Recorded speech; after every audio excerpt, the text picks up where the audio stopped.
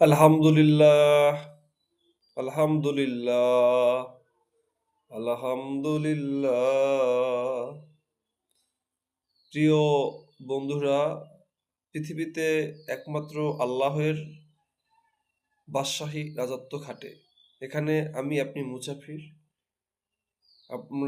আমরা দিলকে অন্তরকে নরম করে একমাত্র আল্লাহর ইবাদত যদি না করে পৃথিবীতে না থাকতে পারি, আখিরাতে শান্তি না পাই, জান্নাত কামাই করতে না পারি, তাহলে এই পৃথিবীতে আমাদের মানুষ হিসেবে যে রূহ রূহ আল্লাহ আমাদেরকে দান করেছেন সেটা কলুষিত হবে।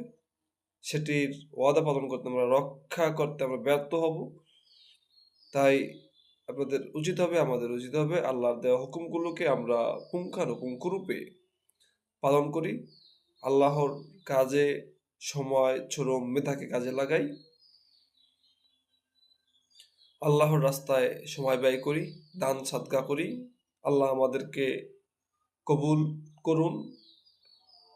সবাই দোয়া করবেন পুরো মুসলিম উম্মাহর জন্য।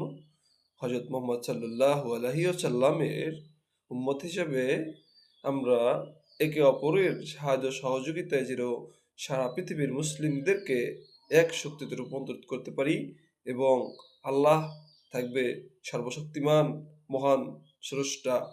আমরা সকলে ভালো থাকি।